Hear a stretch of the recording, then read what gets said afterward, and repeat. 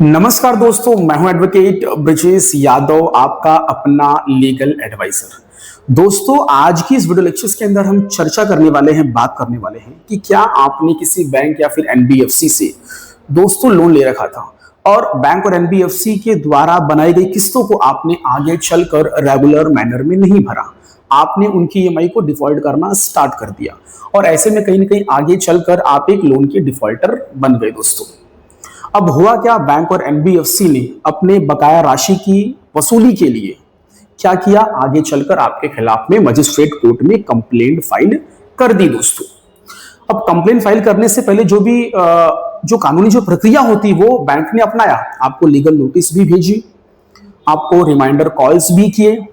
आपको demand notice भी भेजी, आपको रिकॉल नोटिस भी आपको भेजी, बट आपने उसका पेमेंट नहीं करवाया। तो ऐसे में हुआ क्या, फिर बैंक ने फाइनली आपके खिलाफ में मजिस्ट्रेट कोर्ट में कंप्लेंट फाइल कर दी। दोस्तों, अब यदि आपकी ईसीएस लगी होगी, यदि ईसीएस बाउंस हुआ होगा, ईसीएस डिफॉल्ट हुआ होगा, तो आपके खिलाफ में सेक्शन 25 में payment and settlement system act 2007 में आपके खिलाफ में उस बैंक और एनबीएफसी ने कंप्लेंट फाइल की होगी। दोस्तों, यदि आपने बैंक या फिर एनबीएफसी को आपने चेक दिया होगा तो वो चेक को डिपॉजिट करके उसको बाउंस करवा के उसके बाद फिर आपके खिलाफ में चेक डिसऑनर्ड या फिर चेक बाउंस का सेक्शन 138 का नेगोशिएबल इंस्ट्रूमेंट एक्ट 1881 में आपके खिलाफ में मजिस्ट्रेट कोर्ट में कंप्लेंट फाइल की होगी। दोस्तों, अब हुआ क्या, मजिस्ट्रेट कोर्ट में कंप्लेंट फाइल हो गई, फिर उसके बाद क्या हुआ, कोर्ट के माध्यम से आपको प्री कॉग्निजेंस की नोटिस आई, उसमें आपने जवाब नहीं दिया, आप कोर्ट में हाजिर नहीं हुए। फिर आगे चल के आपके खिलाफ में कोर्ट ने क्या किया, एक समन्स इशू किया, उसमें भी आप उस समन्स की जो भी तारीख, जो भी डेट, जो भी समय था, आप उस पर आप हाजिर नहीं हुए। उसके बाद फिर वारंट इशू हो गया। दोस्तों, अब होता क्या है, इस कोर्ट की प्रक्रिया के दौरान जो आपको नोटिस आ रही है, इसके दौरान आपको यह पता चला कि भाई मेरे मामले में ऐसा ऐसा है, मुझे मेरे खिलाफ में कंप्लेंट दर्ज हुई है और मुझे समन्स भी आया, मुझे प्री कॉग्निजेंस की नोटिस भी आई, ठीक है, और मैं हाजिर नहीं हो पाया। अब आप इस मामले में, इस मुकदमे, इस कंप्लेंट के मामले में अब आपके दिमाग में एक चीज आ रही है कि यार ये कोर्ट कचहरी का मामला तो बहुत खतरनाक होता है, यदि मैं इनके पैसे नहीं दूंगा तो फिर मुझे कोर्ट कचहरी के चक्कर काटने पड़ेंगे, और पैसे आपके पास नहीं थे, इस रीजन की वजह से आप पैसे नहीं दे पा रहे थे। लेकिन आज आप ये चाहते हैं कि मैं अपने इस मैटर को मैं शॉर्ट आउट या फिर सेटल्ड करवा लूं, ठीक है, कहीं यहां वहां से, पड़ोसी से, रिलेटिव से, फ्रेंड से, दोस्त से, यहां वहां से कहीं से पैसे मांग कर अरेंज करके फंड का मैं जो भी है बैंक और एनबीएफसी का जो भी बकाया राशि इसका मैं भुगतान करके मैं इस झंझट मारी से, इस कोर्ट कचहरी के चक्कर से मैं मुक्त होना चाहता हूं। दोस्तों, और कभी कभी ऐसा भी होता है कि इस कोर्ट कचहरी, ये जो नोटिस सर्व हो रही थी इसके दौरान या फिर कोर्ट की प्रक्रिया के दौरान, मुकदमेबाजी के दौरान, कभी कभी ये भी होता है कि बैंक और एनबीएफसी के उनकी जो लीगल टीम होती है, उनके वकील के माध्यम से भी कभी कभी आपको सामने से लोन सेटलमेंट का आपको प्रस्ताव या फिर ऑफर आपको आ जाता है। दोस्तों, तो वो आपको एक लीगल नोटिस भेजते हैं आपके ईमेल आईडी पे या फिर आपके पते पे स्पीड पोस्ट के माध्यम से कि हम इस मामले में सेटलमेंट करना चाहते हैं, ये इतना इतना अमाउंट है, यदि आप एग्री हैं तो पैसे देकर आप इस मैटर को शॉर्ट आउट करवा सकते हैं। तो वो क्या करते हैं, वो बोलते हैं कि भाई इतना टोटल आउटस्टैंडिंग है बट आपको इतना नहीं भरना है, इसका आपको आधा भरना है या फिर इसका आपको 75% भरना है। तो यदि आप एग्री हैं तो पेमेंट करवाकर आप मैटर को शॉर्ट आउट करवा लीजिए। और वो ये भी कहते हैं कि पेमेंट होने के बाद आपके खिलाफ में जो भी कंप्लेंट फाइल हुई है मजिस्ट्रेट कोर्ट में, हम उसको रिटर्न ले लेंगे, उसको वापस ले लेंगे और मुकदमे को हम खत्म करवा देंगे। दोस्तों, तो ऐसे में ऑफर भी आ गया और आप चाहते हैं कि मैं इस मामले में मैं सेटलमेंट कर लूं, समझौता कर लूं, नेगोशिएशंस कर लूं और पैसे देकर कर्ज मुक्त हो जाऊं और इस मुकदमेबाजी से भी मैं फ्री हो जाऊं। दोस्तों, तो अब हम इस वीडियो लेक्चर्स में आज इसी के बारे में चर्चा और डिस्कस करने वाले हैं कि क्या एक सही तरीका होगा, यदि मैटर कोर्ट में रिफर कर दिया गया है, मेरे खिलाफ में कंप्लेंट फाइल कर दी गई है, तो क्या एक सही तरीका होगा कि भैया एक लॉ के ड्यू प्रोसेस और कानूनी तरीके से कैसे मैं इस लोन का सेटलमेंट करूं, जिससे कि मेरा पेमेंट भी हो जाए, पैसा भी दे दूं, मैं कर्ज मुक्त भी हो जाऊं, मेरा लोन सेटल्ड भी हो जाए और साथ ही साथ मेरे खिलाफ में जो मजिस्ट्रेट कोर्ट में कंप्लेंट फाइल हुई है वो केस भी खत्म हो जाए, वो केस भी डिस्पोज्ड ऑफ हो जाए, मामला फिनिश पूरी तरीके से। तो दोस्तों आज मैं उसी प्रक्रिया के बारे में आपके साथ में विस्तार में चर्चा करने वाला हूं।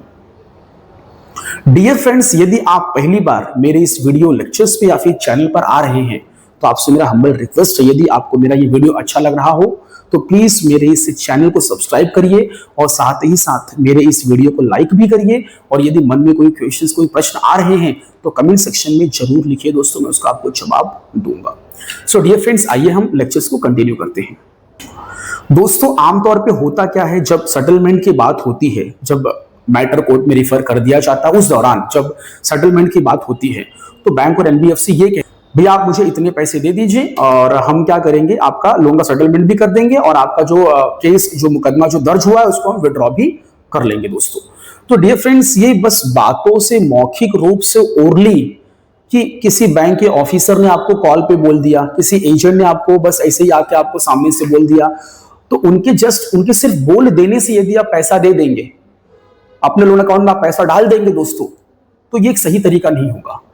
तो हो सकता है कि भैया आपका पेमेंट हो जाए, आपका जो लोन अकाउंट है वो क्लोज हो जाए,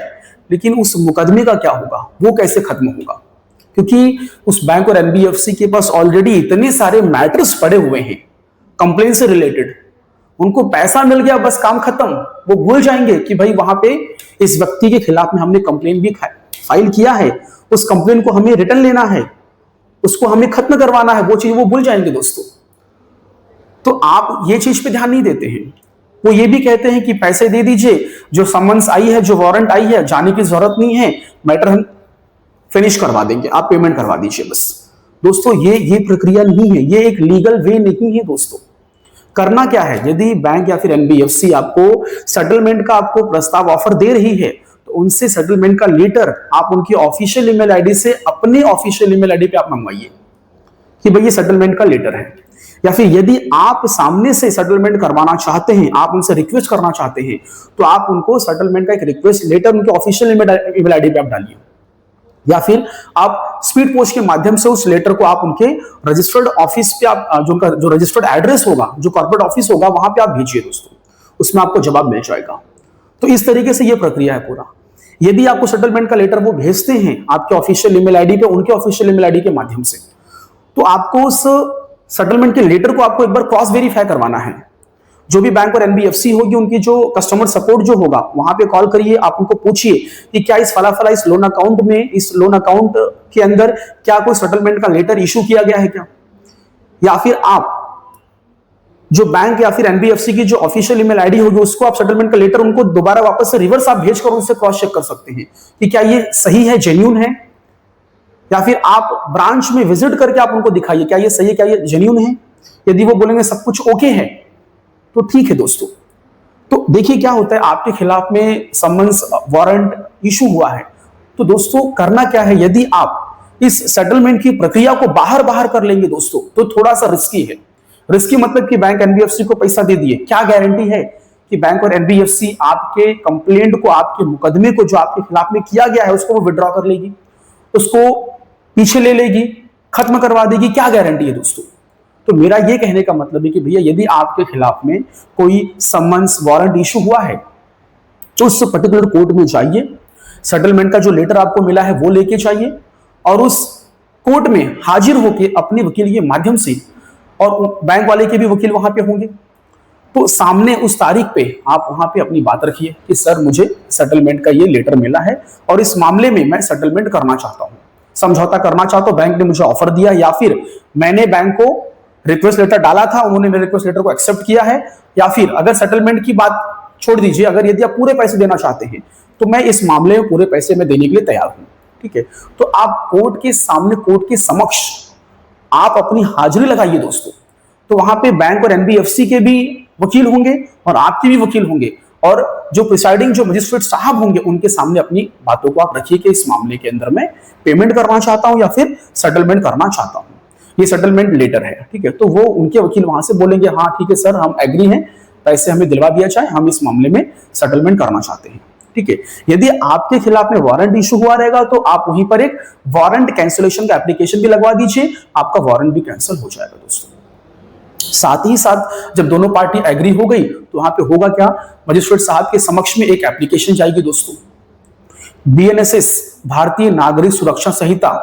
सेक्शन 280 में दोस्तों, यदि हम सीआरपीसी की बात करें तो सेक्शन 257 में, ठीक है। वहां पे क्या होता है, ये जो मैं आपको बता रहा हूं, जो बीएनएसएस सेक्शन 280 की जो मैं बात कर रहा हूं दोस्तों,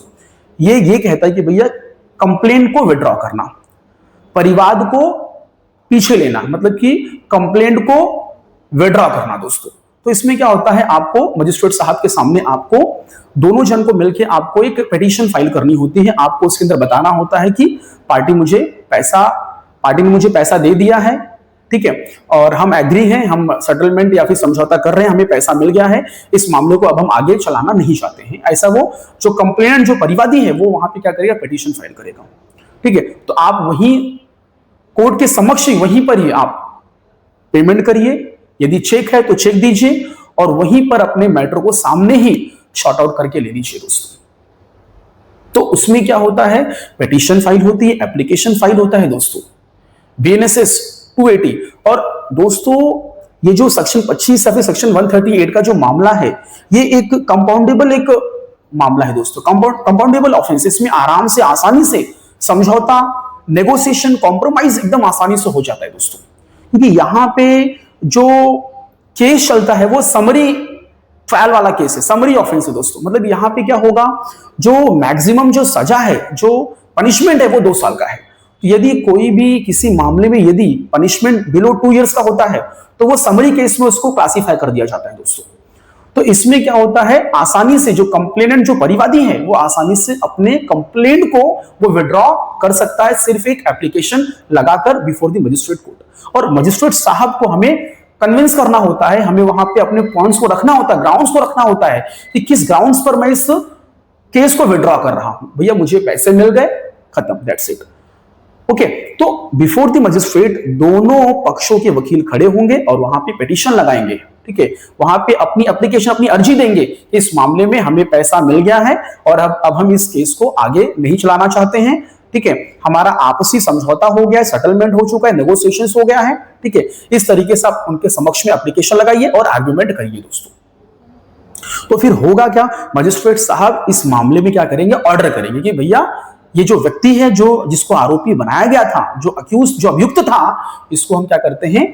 अक्विट करते हैं, दोष मुक्त कर देते हैं। तो आपके खिलाफ में जो कंप्लेंट फाइल हुआ था वो डिस्पोज्ड ऑफ हो जाएगा और आपको दोष मुक्त और आपको अक्विट कर दिया जाएगा दोस्तों। और वहीं पर आपका मामला समाप्त और आपका पैसा, आपका पेमेंट भी आप वहीं पर देकर, ठीक है, या फिर आप लोग आपस में कोई एक समझौता का कोई एग्रीमेंट या फिर सेटलमेंट डीड बनवा लीजिए दोस्तों। सेटलमेंट डीड, समझौता एक डीड होता है, उसको बनाकर वहां पे बैंक के जो भी वकील होंगे, अधिकारी होंगे, उनकी साइन, आपकी साइन, कितने भी सेटलमेंट और कितने भी समझौता हुआ वो पैसा दीजिए, मैटर वहीं पे बिफोर द मजिस्ट्रेट कोर्ट, वहीं पर आप मैटर अपनी मैटर को आप वहां पे शॉर्ट आउट करवा के ले लीजिए दोस्तों।